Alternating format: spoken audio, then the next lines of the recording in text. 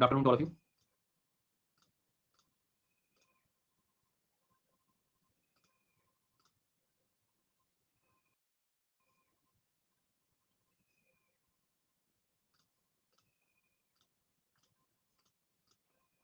कल क्या पढ़ा था?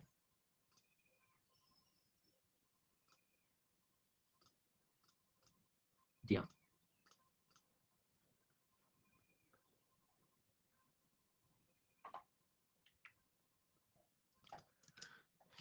तो कल हम लोगों ने कुछ ट्रांसपोर्टेशन और इकोनॉमिक एक्टिविटीज में सहायता देने वाले कुछ ऐसे मीन्स ऑफ ट्रांसपोर्ट डिस्कशन जो है किया। बहुत बढ़िया। तो आज हम लोग थोड़ी जनसंख्या के बारे में चर्चा करेंगे। जनसंख्या। जी हाँ। भविष्य के कलेक्टर जरा ज्वाइन हो रहे हैं, आ जाएं पहले।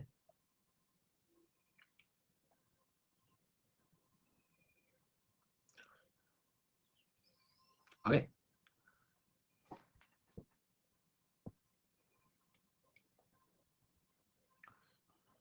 हाँ, मतलब जितनी जरूरत थी वो अपन यहाँ पर कवर कर लेंगे।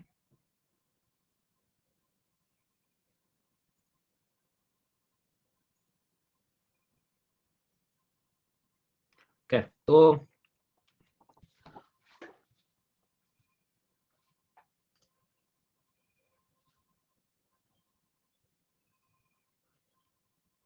कुछ बेसिक बातें हैं जो हम लोग आज पढ़ेंगे। मतलब ये मैं फिर कह रहा हूँ, इनके क्वेश्चंस वगैरह दिखते नहीं है क्लासेस में, मतलब कहीं भी जाता है इसे। तो इसलिए हम ये कोर्स को सबसे लास्ट में भी कहते हैं मैं कि इसको सबसे आखिरी में करना। बट ये कोर्स आपको पूरी प्रिपरेशन में मदद करेगा ही, मतलब डायरेक्ट क्वेश्चन से कम ही दिखाई देते हैं, पर हम उसको छोड़ ही नहीं सकते, है कि नहीं? इसलिए मैंने आपसे कहा था। तो ज़्यादातर तुम्हें प्रैक्टिस शीट वगैरह इसमें ज़्यादा मिलती भी नहीं, जो है वो फिजिकल और उसमें बड़े में 3 कोर्स में मिलती हैं। इसको एज अ हाँ, इस टॉपिक या इस कोर्स से तुम्हें मेंस में कुछ क्वेश्चन जरूर मिलते हैं, तो जब आप इंडियन ज्योग्राफी वगैरह के जब मेंस के क्वेश्चन सॉल्व करोगे तो वहाँ तुम्हें और मदद मिल जाएगी ऐसे। खैर ठीक है। तो सबसे पहले आज हम जनसंख्या से थोड़ा पढ़ना शुरू करते हैं, पॉपुलेशन वगैरह कुछ ऐसे कॉन्सेप्ट हैं इसमें भी जो आपको मदद करेंगे। तो जरा समझ लेते हैं। उदाहरण के तौर पे सबसे पहले बात करेंगे हम पॉपुलेशन। अब ये खुद सोचो तुम कि पॉपुलेशन या जनसंख्या, ये तो बेसिक कॉन्सेप्ट है ही। किसी भी सेम स्पीशीज को काउंट करना। भाई पॉपुलेशन ऐसा नहीं किसी भी इंसानों की होती है। पॉपुलेशन पर्यावरण जब पढ़ते हो आप तो हर स्पीशीज की अपनी पॉपुलेशन है। बट अभी हम लोग यहाँ इंसानों की बारे में बात कर रहे हैं। तो आप खुद सोचो कि क्या जरूरत है पॉपुलेशन को काउंट करने के लिए, जनसंख्या का डेटा रखने के लिए? कोई आवश्यकता है क्या? सोचो तुम। तो ऐसे होगा, कुछ होगा सर, हमें क्या करना? देखो ये दिक्कत है। बहुत हर चीज आप देखोगे तो एक छोटी से छोटी चीज घर से शुरुआत होती है। घर पे ही देखो आप, बचपन से हम देखते आ रहे हैं घर में जो मैनेजमेंट होता है घर का, कि भैया कितने लोग हैं घर में, कितना राशन पानी आना है, किसी महीने कोई मेहमान आने वाले हैं तो लोगों का राशन पानी बढ़ जा रहा है, कम जा रहा है, कितनी छोटी छोटी चीजें हैं। तो घर पे ही तुम ये सारी चीजें सीख सकते हो। कहने का मतलब एक कंट्री इतनी बड़ी, इतनी डाइवर्स, इतनी भाषाओं के साथ, इतना क्लाइमेटिक इन्फ्लुएंस के साथ, इतना जोग्राफिकल लोकेशन के साथ, तुम्हें नहीं लगता कि जनसंख्या की काउंटिंग और जनसंख्या का हिसाब किताब जो है एटलीस्ट होना चाहिए? क्यों सर? एटलीस्ट हम लोग जितने संसाधन हैं वो हमारे लिए कितने आवश्यक है, या हमारे जो संसाधन है वो कम से कम आप इतना समझ सकते हो कि उनका वितरण, उनका डिस्ट्रीब्यूशन सही जगह पे सही समय से सब कुछ हो पाए। इसलिए पॉपुलेशन या आप कह सकते हो कि जनसंख्या के बारे में जानकारी रखना बहुत जरूरी हो जाता है। मतलब बेसिक चीज है सर ये। हाँ, समझ तो गया सर मैं। तो बस मैं वही आपको बताना चाहता हूँ कि तुम खुद सोचो कि यदि वो आपसे कहे कि भैया पॉपुलेशन जो है वो बढ़ रही है, कम हो रही है, घट गई है। अच्छा, कि तो हमें कंट्री के हिसाब से करें, किसी डिस्ट्रिक्ट में इमेजिन करो, किसी गांव में इमेजिन करो, किसी बड़े से बड़े शहर में इमेजिन करो, तो वहाँ की जनसंख्या का पता रखना बहुत जरूरी हो जाता है। कारण क्या है कि उस क्षेत्र में कितने संसाधन हैं। जैसे मान लो उदाहरण के तौर पर कल को कोई आप फॉर एग्जाम्पल प्लानिंग कर रहे हैं, टाउन प्लानिंग, दिल्ली का ही उदाहरण ले लो आप। दिल्ली में यदि और कुछ दिनों तक समय पर ध्यान नहीं दिया गया तो इतनी ज्यादा जनसंख्या हो जाएगी। अब जनसंख्या ये नहीं कि वहां पर वहां के लोग जो हैं वो ऐसे जन्मे हैं, नहीं। कई बार सिटी का इंपॉर्टेंस दूसरे कारणों से भी बढ़ जाता है। अब मान लो कि यहाँ पर शिक्षा का काफी क्षेत्र जो है बेहतर हो रहा है, तो आसपास के लोग वहां पर जाकर रहना प्रेफर कर रहे हैं। अब रहने से दिक्कत नहीं है वहां पर, दिक्कत है कि क्या वो शहर उतने रिसोर्स के प्रेशर को झेल पाएगा, उतने संसाधन है वहां पर। फिर ओआरएन को देख लो बोले सर, एग्जैक्टली। फिर वहां प्राइस ऊपर हो रहा है, नीचे हो रहा है, ये हो रहा है, वो हो रहा है, पानी नहीं आ रहा है, ये नहीं हो रहा है, वो नहीं हो रहा है। तो कितनी सारी चीजें होने लगती हैं। अब इसको आप इमेजिन करो कि दिल्ली एक पूरा देश होता और ऐसी हालत होती तब। इसीलिए जनसंख्या का एक आइडिया, बेसिक आइडिया होना बहुत ज्यादा आवश्यक हो जाता है कई बार। एटलीस्ट हमें ये पता लगता चले कि भाई चीजें कहाँ जा रही हैं, किस दिशा में जा रही हैं। बात तो सर आप सही कर रहे हो। तो बस उसी चीज को थोड़ा सा जो है हम लोग समझने का प्रयास करेंगे जनसंख्या के माध्यम से। तो सबसे पहले तो क्या है, जनसंख्या के कुछ एक दो बेसिक टर्मिनोलॉजी है जो हमें पता होनी चाहिए, और जिसको हम लोग कहते हैं सबसे पहले ग्रोथ ऑफ पॉपुलेशन। अब ग्रोथ ऑफ पॉपुलेशन को समझो। जनसंख्या में क्या ग्रोथ आ रही है, कितनी बढ़ोतरी हो रही है? जी सर। तो जब भी ग्रोथ ऑफ पॉपुलेशन को देखा जाता है, जनसंख्या की ग्रोथ को देखा जाता है, तो हमें कई बार लगता है कि ग्रोथ जो है वो पॉजिटिव दिशा में ही होगी, जनसंख्या हमेशा बढ़ती ही होगी। ये गलत है। ग्रोथ कोई भी चीज आप देखोगे वो पॉजिटिव भी हो सकती है और नेगेटिव भी हो सकती है। ये डेवलपमेंट थोड़ी है, डेवलपमेंट ऑफ पॉपुलेशन है, डेवलपमेंट नेगेटिव भी जाकर चला गया। मतलब डेवलपमेंट हमेशा जाता क्या पॉजिटिव की तरफ जाएगा, नेगेटिव जाता हम नहीं होता बोलते। बट ग्रोथ जो है, ग्रोथ पॉजिटिव और नेगेटिव दोनों होती है। तो जनसंख्या का जो ग्रोथ है वो आप देखोगे तो अब फिर समझ में आएगा कि सर ग्रोथ फिर भी मैं नहीं समझ सकता, तो ग्रोथ को आसान कर देता हूँ। चेंज इन पॉपुलेशन, अब तो समझ में आ जाएगा तुम्हें। जनसंख्या में बदलाव, तो वो पॉजिटिव भी हो सकता है, नेगेटिव भी हो सकता है। अब इनको चेंज को देखना है तो तुम कैसे देखोगे? तो हमें दो फैक्टर हमेशा देखने पड़ते हैं, बर्थ रेट और क्या देखते हैं हम लोग दूसरा, डेथ रेट। बर्थ रेट और डेथ रेट मतलब जन्म का दर और मृत्यु दर। ये क्या है सर? सीधी सी कहानी है। किसी जगह पर जन्म होने वालों की संख्या, बर्थ रेट ज्यादा है, मृत्यु दर मान लीजिए डेथ रेट कम है, मरने वालों की संख्या कम है और जन्म होने वाली संख्याओं ज्यादा है, इमेजिन करो, तो ऑटोमेटिकली ग्रोथ क्या होगी? पॉजिटिव होगी। जनसंख्या बढ़ेगी ना, जब जन्म होने वालों की संख्या ज्यादा है और मृत्यु होने वालों की संख्या कम है। मान लो किसी देश में हेल्थ फैसिलिटी अच्छी है, क्या है, सारी चीजें हैं, तो अक्सर ये चीजें हमें देखने को मिलती है। पर कभी कभी ऐसा भी हो जाता है क्या कि बीमारी फैल गई, कुछ हो गया, मृत्यु दर ज्यादा हो गया, डेथ रेट ज्यादा हो गई। एग्जैक्टली। बर्थ रेट कम हो गए, लोग बर्थ रेट जो है वो ऑटोमेटिकली कम हो गए, लोगों ने कहा अरे बहुत खर्चा हो रहा है भैया, जन्म जो है कम होना चाहिए लोग, और बीमारी फैल गई। जी सर, तो अचानक आप देखोगे तो जनसंख्या बढ़ी नहीं है, क्या हो गया? नेगेटिव ग्रोथ हो गया। एग्जैक्टली। तो ग्रोथ जब भी बात करें तो याद रखना, ग्रोथ मतलब जो चेंज इन पॉपुलेशन है। पिछले 1991 में देखोगे, 2000 में देखोगे और 2000 नॉर्मली 10 में देखोगे, तो इन 10-10 सालों में जो परिवर्तन दिख रहा है, प्लस माइनस जो भी रहेगा, वो ग्रोथ कहलाएगा। और ग्रोथ को कैसे देखा जाता है? तो बर्थ और डेथ दोनों को तुम घटा दो। सपोज किसी जगह 10 लोगों का जन्म हुआ है, 5 लोगों की मृत्यु हुई है, तो 5 मतलब positive sign, this is positive growth. किसी जगह पर 5 लोगों का जन्म हुआ है, 8 लोगों की मृत्यु हो गई, तो 3 आपका क्या होगा सर? ये नेगेटिव ग्रोथ रेट हो गया। पर ये एकदम प्लेन लर्निंग हो गई। अब यहाँ से तुमसे परेशान कर सकता है एग्जाम में वो, कि ये जो मैं सब बता रहा था ये सब नेचुरल बातें थी, बट एक्चुअल जब तुम चेक करते हो, तुम एक्चुअल ग्रोथ जब चेक करते हो, तो उसमें वास्तविक वास्तविक रूप से जब तुम ये सब ग्रोथ वगैरह चेक करने बैठते हो, तो याद रखना उसमें आपको, हाँ, अरे मैंने कह दिया है भैया, आप परेशान मत होइए, हो जाएगा। मैंने बोल दिया है टीम को एक बार, है ना, कल मैंने बोल दिया है, तो टीम कर रही है चेक उस चीज को, आप बता देंगे, मैं एक बार उनको रिमाइंड करा दूँ, इतना परेशान मत हो मतलब। हाँ, और एक बार वो ऐप वगैरह इंस्टॉल करके देख लो, या नॉर्मल वेबसाइट दूसरा डिवाइस चेंज चेंज करके एक बार चेक कर लो, लैपटॉप वगैरह में देख लो, चल जानी चाहिए क्लासेस। मैंने बोल दिया है लेकिन मेरे end से। तो जो एक्चुअल ग्रोथ है, एक्चुअल ग्रोथ यदि हम लोग देखें तो इस चीज को ऑब्जर्व करना। हाँ, एक्चुअल मतलब सर क्या कह रहे हो? अभी आपने समझाया हमें बर्थ और डेथ, इससे समझ में आ जाएगा। अब मैं एक सिटी का एग्जांपल लेता हूँ कि किसी शहर में पिछले 10 सालों में 100 लोगों का जन्म हुआ, ठीक है, 50 लोगों की मृत्यु हो गई, तो तुमने तुरंत गिन लिया, अरे सर 50 आ गया, 50 पॉजिटिव ग्रोथ है, वेल डन। लेकिन इस चीज को तुम शांति से ऑब्जर्व करो कि इस दौरान यदि माइग्रेशन हो रहा है, तब माइग्रेशन, हाँ, कि शहर से किसी कारणवश लेट्स अज्यूम कि 100 लोग बाहर चले गए, जी सर, और उसके बाद में 10 लोग आ भी गए, इन माइग्रेशन और आउट माइग्रेशन, तो भी आप कह रहे हो कि 10 आए तो 90 तो बाहर चले गए, 50 लोग जन्मे, अभी भी 40 लोगों की कमी हो गई, मतलब ये नेगेटिव ग्रोथ हो गई। पॉपुलेशन एक्चुअल देखोगे तो कम हो गई, क्यों? क्योंकि 100 लोग जा चुके थे वहां। अरे सर आए भी तो थे 10 ही आए थे, इट मीन दैट 90 लोग ऐसे थे जो गए हैं, और 50 लोग का जन्म भी हुआ, चलो ठीक है, तो भी तो 40 का डिफरेंस रह गया। मतलब अब ये ग्रोथ आपके लिए पॉजिटिव हो गई, नेगेटिव हो गई? तो जीवन में याद रखना, जब भी पॉपुलेशन देखा जाता है उसमें माइग्रेशन को भी, माइग्रेशन वाला जो पार्ट है कि मतलब जो लोग प्रवास कर जाते हैं एक स्थान से दूसरे स्थान पर, तो माइग्रेशन को भी यहाँ पर कंसिडर किया जाता है। जी सर। तो इस बात को याद रखना कि माइग्रेशन से भी जो है, तो अब जब भी पॉपुलेशन ग्रोथ रेट की कोई भी बात करे आपसे, उसमें याद रखना कि जब भी ग्रोथ रेट की बात होगी तो नेचुरल ग्रोथ, प्राकृतिक रूप से जब भी वो बोलेगा, तो सिंपल बर्थ और डेथ का रेशो है, सिंपल बर्थ और रेट का रेशो। ठीक है, आगे बात समझ में? लेकिन इस चीज को जरा आप आराम से ऑब्जर्व करेंगे, तो जैसे वो एक्चुअल ग्रोथ ऑफ पॉपुलेशन की बात करेगा, तो आपको क्या रखना, बर्थ माइनस डेथ तो हो गई होगा, साथ में इन माइग्रेशन और आउट माइग्रेशन, इस चीज को भी जो है याद रखना, भूलना नहीं है। क्योंकि माइग्रेशन आप नहीं कंसीडर करोगे तो कैसे काम बनेगा? जस्ट इमेजिन करो आप भी, मतलब आप ये सोचो कि जनसंख्या की काउंटिंग हम इसलिए कर रहे हैं कि हमें रिसोर्सेज बेहतर हम सही ढंग से लोकेट कर पाएं। अब वही चीज सही ढंग से नहीं हुई तो कैसे होगा? माइग्रेशन जो है इसमें आपको मतलब जो प्रवास हो रहा है वो आपको पता ही नहीं लगेगा। हाँ,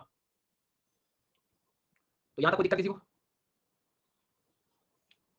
अब माइग्रेशन में भी दो चीजें होती हैं। हमें लगता है कि माइग्रेशन मतलब जाना, लेकिन आप एक इमेजिन करो शांति से कि किसी शहर में कोई आ रहा है और कोई जा रहा है, दोनों चीजें आपको समझनी होगी वहां पे। उदाहरण के तौर पे जैसे दो टर्म हम लोग यूज करते हैं, एक इमिग्रेशन होता है और एक एमिग्रेशन होता है। नाम तो सुना ही होगा आप लोगों ने, इमिग्रेशन और एमिग्रेशन। एग्जैक्टली। हाँ, अब ये इमिग्रेशन और एमिग्रेशन क्या है? हिंदी में आप जिसे इमिग्रेशन को अप्रवास बोल सकते हो, और आपके लिए एमिग्रेशन एक तरह से उत्प्रवास हो गया। अब इसमें डिफरेंस क्या है? सिंपल सी कहानी है, जैसे फॉर एग्जाम्पल किसी जगह पे आप जा रहे हो, एंटर कर रहे हो, इनकमिंग वाली कहानी, तो वो इमिग्रेशन हो गया। और कोई चीज छोड़ रहा है, छोड़ने की जो कहानी है, उसको हम लोग क्या करें? इमिग्रेशन कह रहे हैं। तो आई का मतलब इनकमिंग, ऐसे याद रख लो आप, जो अप्रवास हो रहा है, आ रहा है, और जो जा रहा है मतलब किसी प्लेस को छोड़ के आप जा रहे हो, तो वहां से ये कहानी है, इन माइग्रेशन और आउट माइग्रेशन, ऐसे आप लोग याद रख। तो ठीक है, पहली चीज माइग्रेशन मतलब प्रवास करना। उमाकांत, आपके गांव शहर में अच्छी व्यवस्थाएं नहीं थी, तो तुम छोड़ के किसी एक से दूसरे वाले प्लेस पर चले गए, तो ये जो जाना है ये क्या होगा? माइग्रेशन हो गया। लेकिन अब दो तरीके से इसको देखा जा सकता है। इस एक शहर में तुम आए तो तुम वहां पर क्या काउंट कहलाओगे? इमिग्रेंट होंगे तुम, ये आए यहाँ, और जहां से छोड़ के गए दैट इज एमिग्रेशन। तो इन माइग्रेशन और आउट माइग्रेशन, तो प्रवास कर जाना। लोग प्रवास क्यों करते हैं? माइग्रेशन में आपसे पूछूं कि माइग्रेशन की आवश्यकता क्या पड़ती है, लोगों को क्या जरूरत है? तो भाई सीधी सी कहानी है, कई बार माइग्रेशन जो है या प्रवास एक स्थान से दूसरे स्थान पर जाने की जो कहानी है, उनके लिए बहुत सारे कारण बन सकते हैं। कैसे? देयर आर टू फैक्टर्स, एक पुश फैक्टर लग सकता है, एक पुल फैक्टर लग सकता है। हाँ, ये क्या है? देखो शांति से, पुश फैक्टर और पुल फैक्टर, एक एग्जांपल देता हूँ। तुम अपने गांव में बैठे हो, तुमने किसी शहर के बारे में सोचा सोचा, अरे यार वहाँ तो जॉब अपॉर्चुनिटीज मिल रही है, वहाँ तो बहुत बढ़िया रहने की कंडीशन है, पीस है, स्टेबिलिटी है, सिक्योरिटी ऑफ लाइफ है, बढ़िया प्रॉपर्टी ऑपर्टी से ये वो। तो ये तुम्हें क्या हो रहा है? ये तुम्हें एक पुल फैक्टर मिल रहा है, एक खिंचाव बल, समझ में आ रहा है? मतलब कि एक तरह से तुम्हें, यस बिल्कुल ठीक है, कि एक अपकर्ष कारक जिसे हम कह सकते हैं। एक प्रतिकर्ष होता है और एक अपकर्ष होता है, अट्रैक्टिव लग रहा है, तो पुल जो खींच ले तुम्हें अलग अलग फैसिलिटीज के कारण। बिल्कुल अपकर्ष की स्थिति है तो तुम चले गए, माइग्रेट कर गए। एक दूसरा कारण भी तो हो सकता है, जरूरी नहीं सबको अट्रैक्शन लगे। किसी के साथ ऐसा हो सकता है कि आपके शहर में मान लो समस्याएं होने लगी, पानी पीने की समस्याएं, बीमारी फैल रही है भाई साहब, ठीक है। हो सकता है कि उस पर्टिकुलर जगह पे पॉलिटिकल इंस्टेबिलिटी है, गुंडागर्दी बढ़ गई भाई साहब, क्लाइमेट बेहतर नहीं है, डिजास्टर आपदा आ रही हो, बार बार भूकंप आ रहे हो, जी सर, बार बार ज्वालामुखी निकल रहे हो, तो तुम क्या करोगे? तुम छोड़ दोगे, एंड दैट इज योर मजबूरी में जाना, unemployment, that is push factor. तो किसी को मजा नहीं आता एक स्थान से दूसरे स्थान पे जाने में, तो एक स्थान से दूसरे स्थान में जाने में, ध्यान से समझना, एक स्थान से दूसरे स्थान में जाने की जो प्रक्रिया है उसे हम माइग्रेशन कहते हैं, प्रवास कहते हैं। बट वो दो तरीकों से हो सकता है कि या तो मजबूरी में कोई व्यक्ति जा रहा हो या किन्हीं कारणों से अट्रैक्शन के कारण जा रहा हो। ये तो हो गया कहानी। अब दूसरी इंपॉर्टेंट बात यहाँ पर क्या है कि फैक्टर्स तो ये क्लियर हो गए। अब कहीं पर जो जा रहा है वो इमिग्रेशन होता है, जो छोड़ के जा रहा है वो इमिग्रेंट होता है, ये भी अपने को याद रखना है। तो हमने थोड़ी देर पहले जो आपको ग्रोथ रेट पढ़ा था, तो उसमें अब तुम्हें ज्यादा और समझ में आएगा कि ग्रोथ रेट में माइग्रेशन का क्या रोल है। जैसे दिल्ली का एग्जांपल लिया हमने कि जन्म 100 लोगों का हुआ, 50 लोगों की मृत्यु हो गई, तो हमने क्या सोचा, अरे 50 लोगों का नया जन्म हुआ है, चलो रिसोर्सेज संसाधन इसके हिसाब से बंटवारे होंगे, इतनी जरूरत होगी हमारे शहर की, इतने रोड्स की जरूरत होगी, इतने जो है बस फैसिलिटी की जरूरत होगी, सारी चीजें। पर बाद में हमने इस शहर में जो लोग और आए, 100 लोग और आ गए, क्योंकि यहाँ पढ़ाई अच्छी होती है, तो ये इनकमिंग वाले लोग थे। जाने वाले लोग 50 ज्यादा से ज्यादा मान लो, तो भी तो यहाँ पर अभी क्या है, 50 एक्स्ट्रा हो गए। हमें उम्मीद थी 50 की, इधर इनका हमने ध्यान नहीं दिया, तो ग्रोथ तो हमारे लिए 100 हो गई। तो एक्चुअल जब भी देखते हैं तो माइग्रेशन शब्द को भी कंसीडर किया जाता है। समझ आ गई बात? माइग्रेशन क्लियर हो गया, आना जाना क्लियर हो गया, आ क्यों रहा है, जा क्यों रहा है, वो भी आपको क्लियर हो गया कि सर वो डिपेंड करता है दो फैक्टर्स पर, कि पुश फैक्टर है कि पुल फैक्टर है। अक्सर हम ये कह सकते हैं कि एमिग्रेशन का रेट तब बढ़ाया जा सकता है जब पुश फैक्टर बहुत तेजी से काम कर रहा हो, या पुल फैक्टर जब काम कर रहा हो, तो ये ज्यादा काम करता है। अच्छा, डेस्टिनेशन पर जो आप देख रहे हो, फॉर एग्जाम्पल पुल फैक्टर, और किसी एक्स पॉइंट पे जाना है, तो वहां पे इमिग्रेशन बढ़ जाएगा जब पुल फैक्टर काम करेगा। बेंगलोर में बोले आईटी जॉब ज्यादा मिल रही है, तो सारे इंजीनियर्स कहाँ चले गए, बेंगलोर चले गए, तो बेंगलोर क्या कर रहा है, पुल फैक्टर का काम कर रहा है।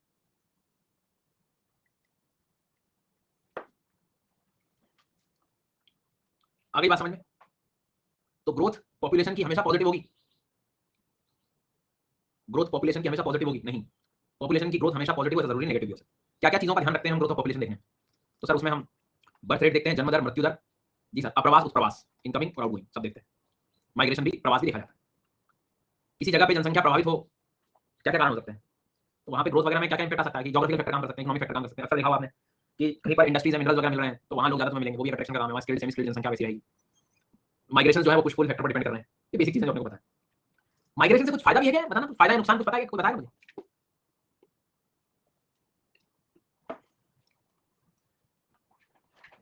माइग्रेशन से कुछ फायदा नुकसान है क्या?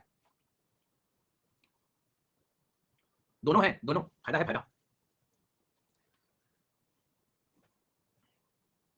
हमें ऐसा नहीं लगता कि माइग्रेशन से जनसंख्या का रीडिस्ट्रीब्यूशन हो जाता है? वो अपन ट्राइब वाली क्लास में पढ़ रहे थे कि ट्राइब्स में और नॉन ट्राइब लोगों में काफी डिफरेंस आ गया जेनेटिक लेवल का। तो हम देखते हैं कि migration leads to redistribution of the population within a country. किसी देश में जनसंख्या को एक स्थान से दूसरे स्थान पर जब आप वितरण होते हुए देखते हैं, रीडिस्ट्रीब्यूशन देखते हैं, तो इसी का कारण बिल्कुल क्लियर हो गई बात। उसके बाद आप इंडियन कर लो या वर्ल्ड में, दोनों में से कुछ भी कर सकते हो। कल्चर का मिक्स हो जाना बहुत बढ़िया, और स्किल सेट, स्किल्स स्किल्स मिल जाती है हमें, और कुछ नई टेक्नोलॉजीज, शिक्षा बेहतर हो जाती है। हाँ, पर वही प्रॉब्लम भी उतनी ज्यादा है, रिसोर्सेज पे अनइवन डिस्ट्रीब्यूशन, मतलब अनइवन प्रेशर आ जाता है, पॉपुलेशन के इधर ज्यादा बढ़ने, इधर उधर होने से एनवायरमेंट प्रॉब्लम भी आ जाती है आगे तक। और ज्यादा जैसे दिल्ली में ओवरक्राउडेड हो गया तो उतनी व्यवस्थाएं देनी पड़ी, क्वांटिटाइजेशन बढ़ गया, जरा सी बारिश में बाढ़ आ जाती है वहाँ पे, तो पॉपुलेशन और ये और वो सारी चीजें, सब कुछ पॉल्यूशन, जनसंख्या, सब आपको देखने को, तो इसके दोनों फायदे नुकसान हमें दोनों देखने को मिल सकते हैं, मतलब कॉन्सिक्वेंसेस उसके पॉजिटिव नेगेटिव दोनों देखने को मिलेंगे। हम तो कहते हैं बोले यहाँ से विदेश जो है लोग जाए तो अच्छा है, क्यों बोले वहां से लोग पैसा भी तो भेजते हैं, रेमिटेंस भेजते हैं, जी सर, तो वो पैसा भारत में आता है, पैसा भारत में आता है तो ज्यादा फायदा देता है, तो वो भी एक बेनिफिट आप कह सकते हो। हाँ हाँ, उसके अपने जो है फायदे हैं। बाकी तो ओवर पॉपुलेशन होना, क्राइम का बढ़ना, महंगाई का बढ़ना, ये भी प्रॉब्लम दे सकता है, संसाधनों की समस्या का होना।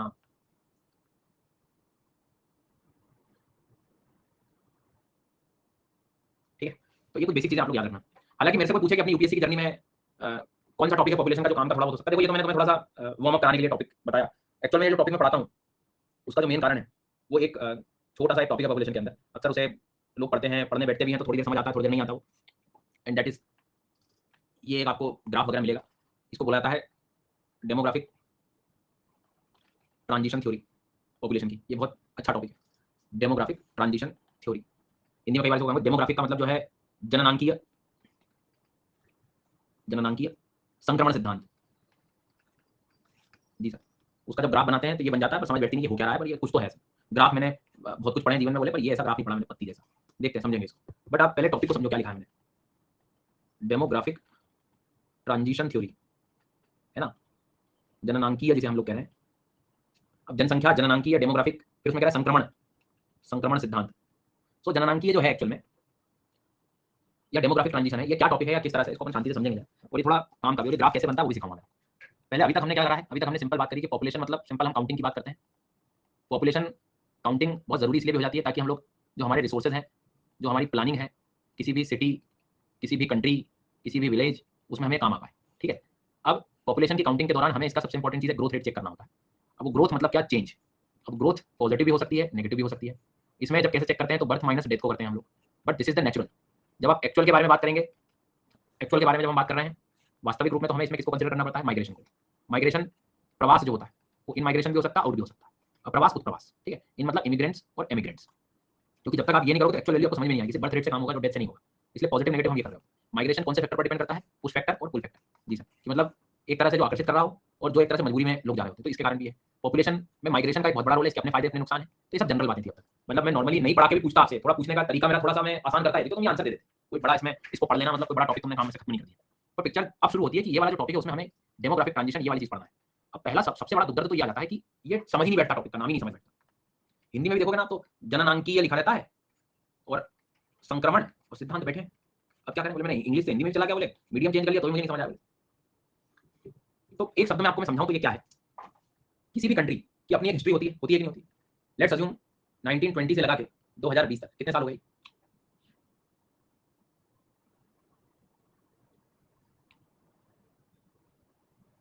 ये लगभग 100 साल हो गए। इन 100 सालों में खुद सोचो, तुम कोई भी कंट्री ले लो, क्या 100 ईयर्स में पॉपुलेशन में कोई चेंज नहीं आया होगा क्या? बिल्कुल आया होगा। ठीक है, अब अपने टॉपिक का नाम भी समझना, डेमोग्राफिक ट्रांजिशन। ट्रांजिशन का मतलब होता है संक्रमण। ट्रांजिशन क्या होता है, किसी एक फेज से दूसरे फेज में जाना। संक्रमण क्या है, एक से दूसरे में जाना। और आसान कर देता हूं, हम लोग जिस फैमिली ट्री में रह रहे हैं उस फैमिली ट्री का जिसका भी हिस्सा है, जस्ट एक लेवल आप ऊपर जाओ तो आपको अचानक जनसंख्या बड़ी मात्रा में दिखाई देगी। जैसे मैं उस दिन भी कह रहा कि जस्ट फैमिली ट्री में एक पहले स्टेप पे चले जाओ तो चाचा तो ये 3-4 चाचा हो रखे हैं, 3-4 बुआएं हो रखी, मौसियां हो रखी 10-15। मतलब क्या कह रहा हूं आपकी जनसंख्या का कितना बड़ा फेज था, बहुत सारी जनसंख्या। अब अचानक आप देखते हो तो ये कम हो, ये ट्रांजिशन हो गया ना, बहुत बड़ा जो तुम्हें दिखाई दे रहा है। समझ आई बात? तो डेमोग्राफिक ट्रांजिशन, जनसंख्या का एक संक्रमण। तो एक लंबे समय में जब किसी कंट्री को आप देखते हैं तो उसमें बहुत अलग अलग पॉपुलेशन के फेजेस होते हैं, अलग अलग ट्रांजिशन होते हैं। ये चीज को पढ़ना, अलग अलग फेजेस को ऑब्जर्व करना, वही आपका डेमोग्राफिक ट्रांजिशन होगा कि कैसे किसी देश की जनसंख्या ट्रांजिशन में पहुंची, अलग अलग स्थिति पे गई। ज्योग्राफी में लोग, ज्योग्राफी में कुछ जो वैज्ञानिक हैं वो इस प्रक्रिया को बहुत नेचुरल समझते हैं कि कोई भी देश, हर देश को इस फेज से गुजरना ही पड़ेगा सर। बड़ी नेचुरल कॉज समझते हैं इसको। कैसे, एक एग्जांपल देता हूं। किसी देश में आज तुम उसको यदि मान लो सारी व्यवस्थाएं हैं, बहुत सिंपल समझना, कोई कंट्री है आज सारी व्यवस्थाएं हैं, वहां हेल्थ फैसिलिटी है, वहां ये है वो है, शिक्षा है, सब है। तो उसके अकॉर्डिंग आज की जनसंख्या उस देश के अकॉर्डिंग उसकी व्यवस्थाओं के आधार पर होगी। लेकिन उसके उसी देश जब वो कभी ना कभी तो गरीब रहा ही होगा हिस्ट्री में, हर देश की अपनी हिस्ट्री होती है। और जब वो गरीब रहा होगा तो वहां कोई हेल्थ फैसिलिटी नहीं रही होगी, कुछ नहीं रहा होगा, तो मरने वालों की संख्या भी उस टाइम क्या रही होगी, ज्यादा रही होगी। तो तुम वो वाली जनसंख्या और आज वाली जनसंख्या में कैसे परिवर्तन, मतलब एक जैसा बोल सकते हो कि उस टाइम जो आज की एकदम बिल्कुल पैटर्न सेम नहीं। अच्छा, वहां से आज की में आने में एक दिन में आ गई होगी, चेंजेस एक दिन में आ गया होगा नहीं, अलग अलग फेजेस से आओ, that phase, that transition, that संक्रमण, वो चीज हम पढ़ने वाले हैं। तो ये कितना नेचुरल लग रहा है तुम्हें, खुद भी देखो। आज आज यूएसए को देखो तुम, आज यूएसए की आज हिस्ट्री देखोगे तो वो भी एक टाइम पे गरीब की स्थिति में थे, या आज के कंपैरिजन में वो ब्रिटिशर्स को देख लो, इंडिया को देख लो, रशिया को देख लो, आज से 100-200 साल पहले जाओगे तुम तो सब एकदम सेम नहीं था। तो उस दौरान जो जनसंख्या थी, पॉपुलेशन का डिस्ट्रीब्यूशन था, आज जो पॉपुलेशन का जो डिस्ट्रीब्यूशन है, दोनों में बहुत अंतर है। एक ट्रांजिशन देखने को मिलेगा। हाँ तो सर क्या जरूरत है ना ना, पॉपुलेशन के फेजेस को पढ़ के तुम कंट्री के फेजेस को समझ सकते हो कि कंट्री किन किन स्थिति से गुजरा होगा। बहुत गजब के कनेक्शन है, मजा आएगा इस टॉपिक में तुम्हें। बट अब तुम्हें थोड़ी हेडिंग समझ आ गई कि हम किस दिशा में जा रहे हैं। हम किसी कंट्री के पॉपुलेशन के फेजेस को पढ़ रहे हैं, that is demographic transition. Transition मतलब अलग अलग समय पे इधर उधर क्यों जाए, पहले हम इंडिया के एग्जांपल लेते हैं, देखो आप शांति से समझना। और मैंने क्या बोला, एक नेचुरल तरीके, एक नेचुरल वे है ये पढ़ने का, मतलब ये मतलब कुछ ज्योग्राफर का आज भी मानना है कि ये लगभग सारे देशों का सेम होता है, लगभग सारे देश जो, क्योंकि आज इंडिया को जिस स्थिति पे देख रहे हो ऐसे और भी देश होंगे, पर इंडिया से कुछ ज्यादा डेवलप भी है और कुछ देश ऐसे हैं जो आज तक डेवलप नहीं हुए, आगे भविष्य में कभी होंगे। तो हमारी पृथ्वी पे ये ट्रांजिशन हर जगह चलता आ रहा है, किसी के लिए अलग काम कर रहा है, किसी के लिए अलग काम कर रहा है। तो आज भारत की स्थिति को समझते हैं, देखो कैसे। भारत को हम लोग इमेजिन करते हैं 1920 में, सबसे पहले 1920 में। भैया लैग हो रहा हो तो यार रिफ्रेश कर लो यार एक बार, है ना, मतलब मैं नहीं चाहता हूं बीच में फिर अननेसेसरी तुम लोग डिस्टर्ब हो। हाँ, कभी कभी आपने इंटरनेट भी चेक करा लेना यार। सिलेरू नदी पर बलीमेला वो है, क्या कहते हैं, रिजर्वायर है, तो दोनों को साथ में तुम पढ़ लेना, डैम है। हाँ, नहीं भैया ऑप्शनल के मेरे से मत वो कहो, क्योंकि तुम्हें पता है कि वैसे ही ज्योग्राफी और एनवायरमेंट को लेकर यूं ही साल निकल जाता है मेरा। हाँ, तो 1920 में आ जाओ पहले तो तुम सबसे पहले। अब 1920 में आप अपने आप को लेकर जाओ इंडिया में, इमेजिन करो उस समय तुम सोचो कि हेल्थ फैसिलिटी भारत में क्या रही होगी। हेल्थ फैसिलिटी आज को कंपेयर करना, बहुत ज्यादा समस्या वाली पुअर हेल्थ फैसिलिटीज। उस समय बीमारियां फैलती होंगी, प्लेग वगैरह, तो क्या वैक्सीनेशन रहता होगा क्या? नहीं सर। उस समय लोगों के अंदर इतनी अवेयरनेस, उतनी जागरूकता रहती होगी क्या चीजों को लेकर, क्योंकि शिक्षा का स्तर कंपैरेटिवली बहुत कम था। प्लीज फोकस करना, 1920 में हेल्थ फैसिलिटी ना होना, वैक्सीनेशन ना होना, तो अक्सर मृत्यु का दर, डेथ रेट हमेशा तुमको ऐसे टाइम पे ज्यादा ही मिलता है। मृत्यु दर जब भी ज्यादा होता है मतलब जनसंख्या माइनस कम होगी। और जब लोगों के पास जागरूकता नहीं है, शिक्षा नहीं है, तो ऑटोमेटिकली ऐसे टाइम पर भी बर्थ रेट ज्यादा होते हैं। अब ये देखो किस प्रकार की जनसंख्या होगी, किसी जगह पे मृत्यु दर भी ज्यादा है, लोग जी भी नहीं रहे हैं और लोगों का जन्म भी बहुत हो रहा है। सबसे भयानक स्थिति है पॉपुलेशन की है। क्यों सर? खुद देखो आप, लोगों को लगेगा सर तो ये बैलेंस है, जा भी रहे हैं आ भी रहे हैं। लाइफ की एक्सपेक्टेंसी रेशो देखो आप, जीवन प्रत्याशा जो देखोगे आप, वो कितनी कम दिखाई दे रही है। कोई भरोसा नहीं कब जी रहा है कब रह रहा है कोई। और ऐसी फ्लक्चुएटिंग पॉपुलेशन सबसे भयानक होती है। समझो कैसे, मान लो अचानक मृत्यु हो गई, बीमारी फैल गई, तो अचानक यदि सब लोग खत्म से हो जाएंगे तो रिसोर्स जो संसाधन है वो वेस्ट हो गया ना, वेस्ट होना भी नुकसान हो गया। और अचानक बढ़ गई है जनसंख्या अवेयरनेस की कमी में, तो रिसोर्स पे प्रेशर भी आ जाएगा, तो तुम इसमें प्लानिंग कैसे करोगे? तो ये इंडिया का एक फेज था सर। तो हमेशा, अब ये इंडिया का होना ये गलती नहीं है, अब तुम लॉजिक लगाओ, हर देश जब अपनी इस स्थिति पे रहा तो होगा, एक रूरल पैटर्न पे तो रहा ही होगा हमेशा। देखो ना तुम आज, आज जैसे अफ्रीका में जाओगे तुम, तो आज बहुत सारे देश हैं जो इस स्थिति में रह रहे हैं आज भी, ऐसे बहुत सारे देश हैं जो इससे गुजर चुके हैं। तो हर देश को ये पॉपुलेशन का फेज सबको झेलना होता है, कोई निकल चुका है, कोई है और कोई आएगा भी। अब इस ग्राफ में आओ, शांति से देखो, इस पे इन्होंने बर्थ रेट और डेथ रेट लिखा है, crude birth rate, crude death rate, मतलब ये हजार के रिस्पेक्ट में जब हम बात करते हैं ना कि हजार में से कितने, तो इस पे इन्होंने बर्थ रेट डेथ रेट रखा है, और इधर जो है टाइम की बात कही है। अभी पहला टाइम चल रहा है, पहला फेज जो आज हमने बात करी अभी, उसमें क्या होता है, मरने वालों की संख्या, बर्थ रेट भी देखो क्या है, हाई है, अभी बोला था मैंने, बर्थ रेट भी ज्यादा है, और अचानक बीमारियां फैल गई तो मृत्यु दर भी क्या होता है, फर्स्ट फेज में ज्यादा होता है। तो ये जो लाइन है, दो लाइन चलेंगी पैरेलल, एक बर्थ की और एक डेथ की, दोनों हाई पे हैं। देखो आप शांति से देखो, ये ग्राफ मैंने बनाया ये टाइम का, ठीक है, और यहाँ पर बर्थ रेट और डेथ रेट रखा हूँ। दो लाइनें मेरे लिए बर्थ रेट की है और ये वाली लाइन मेरे लिए डेथ रेट की है, जस्ट इमेजिन करो। तो दोनों देखो बहुत ऊपर है, हाई पे है, और टाइम मेरा मान लो फर्स्ट फेज चल रहा है, suppose this is the first phase. तो उसमें ये दोनों जो है ऊपर कभी कम ज्यादा हो रही है, लेकिन हाई रह रही है, लेकिन रह वो हाई रह रही है। तो ये हाई होना, दोनों का हाई होना मतलब जनसंख्या एक तरह से फ्लक्चुएट कर रही है, सीधी सी बात है। फेज वन क्लियर हो गया। बांग्लादेश ले लो, बांग्लादेश में जो रेन फॉरेस्ट ट्राइब्स हैं, या बहुत सारे ऐसे कोंगो वोंगो वाले जो देश मिलेंगे आपको अफ्रीका के अंदर, जो बहुत ज्यादा, या ट्राइब्स के अंदर देख लो, या किसी कंट्री में जहां ट्राइब्स रह रही हैं उनका ये फेज चल रहा होगा, तो हर देश, अब आपको खुद भी लगेगा कि हाँ सर ये थोड़ा नेचुरल प्रोसेस लग रहा है, कि जो देश कभी गरीब रहा होगा उसके साथ तो ये प्रॉब्लम कॉमन है, बेसिक चीज है, तो वहां की जनसंख्या ऐसी कुछ स्थिति पे रही होगी। बोले ठीक है सर, तो यहाँ तक ये ग्राफ समझ आ गया कि दोनों जो है हाई थे। कैसे देखा इसको, फिर से एक बार देखो, ये ग्राफ बनाया मैंने, ये टाइम, इस पे टाइम रखा, इस पे बर्थ रेट और इस पे डेथ रेट, खुद बुद्धि लगाओ, नीचे लो रहेगा ऊपर हाई रहेगा, ठीक है। अब एक लाइन मैंने मान लो बर्थ रेट की बना ली और एक लाइन मैंने डेथ रेट की बना ली, मृत्यु दर की बना ली। हालांकि मैंने फेजेस डिवाइड कर दिए थोड़े से। तो पहला फेज चल रहा है, तो पहले फेज में दोनों देख रहा हूं ऊपर ही है, दोनों ऊपर है, इसका मतलब क्या कि बीमारियां फैल रही हैं, डॉक्टर फैसिलिटी, हेल्थ फैसिलिटी नहीं है, तो डेथ रेट क्या है, ज्यादा है, तो ये हाई ऊपर की तरफ ले गया मैं इसको, उस पूरे स्टेज में, उस पूरे फेज में। और बर्थ रेट को भी आपने देखा, वो भी हाई था, अवेयरनेस नहीं है, तो भी ऊपर से। यहाँ तक क्लियर हुआ। अब अपन अगले फेज में आते हैं। अब भारत आजाद हो गया भाई साहब 1947, ठीक है। आजाद होने के बाद सरकार अपनी बन रही है, बोले सब भारत अपना खुद एक सक्षम देश होने वाला है। चीजें कई बार हम लोग देख के सीखते हैं।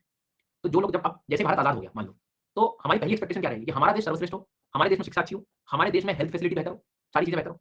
क्योंकि जो हमारे से आजकल डेवलप्ड है 1947 में, मान लो यूएस, यूरोप वगैरह के कुछ देश जो डेवलप थे, उनको देख के हमने यही सोचा कि यार अब हमारे देश में भी क्या होनी चाहिए, हेल्थ फैसिलिटी अच्छी होनी चाहिए, होनी चाहिए कि नहीं होनी चाहिए।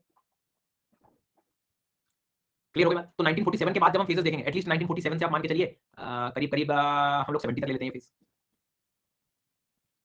तो एक लंबा फेज। अब इस दौरान जब देश अपने आप को बेहतर कर रहा था, तो उसमें यही सारी चीज नॉर्मली हम लोग ऑब्जर्व करें, तो हेल्थ फैसिलिटी, हेल्थ फैसिलिटी जो है उस टाइम हम क्या बोलेंगे कि इंप्रूव करने की कोशिश कर रहे थे हम लोग, ठीक है। उसके बाद में आफ्टर इंडिपेंडेंस के फेज में जब हम लोग देखें, तो हम बढ़िया से जो है हेल्थ फैसिलिटी, साथ में खुद सोचना, ग्रीन रेवोल्यूशन जैसी बातें करने लगे थे, ताकि क्या हो, फूड सिक्योरिटी हो, खाने वालों के लिए कोई दिक्कत ना हो।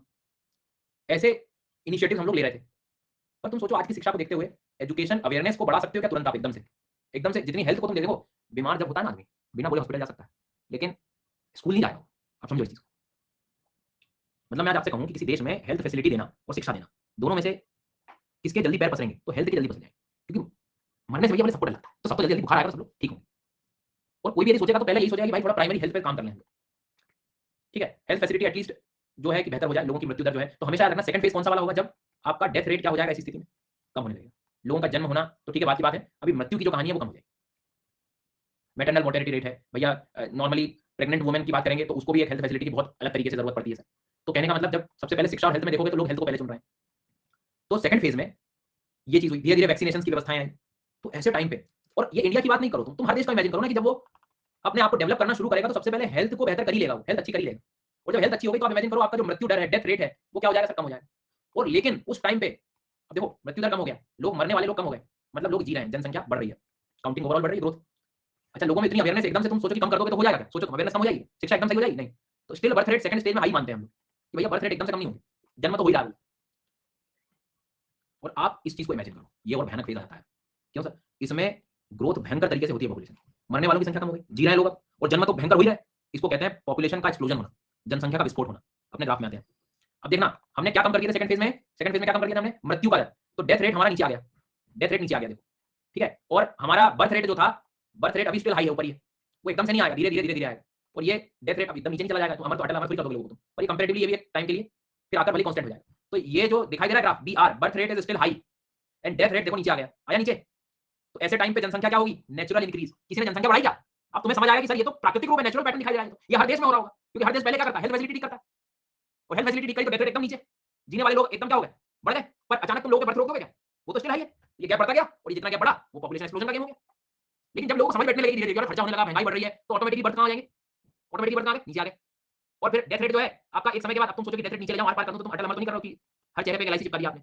नहीं, नहीं, मतलब ये याद रखना कि एक समय के बाद डेथ रेट जो है वो कांस्टेंट हो जाएगा। मान लो कि अच्छी चीज हो गई, लोगों की जो मृत्यु दर है एवरेज 80-90 साल कर दिया, ज्यादा लोगों की आपने जीवन रखा, और क्या करोगे? ये बहुत 80-90 बहुत होता है, ये नहीं जीता कोई। 55-60 बहुत हो गया बोले, और बोले वैक्सीनेशन लग गई थी तो बोले जल्दी जाना है बोले। लेकिन जो कम किया जा सकता है वो क्या कम किया जा सकता है? आज ऐसे देश हैं जो बर्थ रेट जिनके और कम हो गए डेथ रेट से। जापान को देख लो तुम, जनसंख्या बढ़ी नहीं रही, बढ़ी नहीं रही है। तो अब आप अपनी टॉपिक को इमेजिन करो, डेमोग्राफिक ट्रांजिशन। हर देश की जनसंख्या एक जैसी होती है हमेशा से लेकर आखिरी तक, अलग अलग फेजेस से गुजरती है। ये वो फेजेस है, ये वो फेजेस है। आगे जाके क्या होगा? आगे जाके ऑटोमेटिकली बर्थ रेट कम होने। अब अपनी स्थिति पे आ जाओ आप लोग, या हमारे वाले फैमिली ट्री पे आ जाओ, तो यहाँ पे तुम क्या देखोगे? हमेशा ऑब्जर्व करोगे बर्थ रेट कम होते हैं, इसमें बर्थ रेट कम रहेंगे।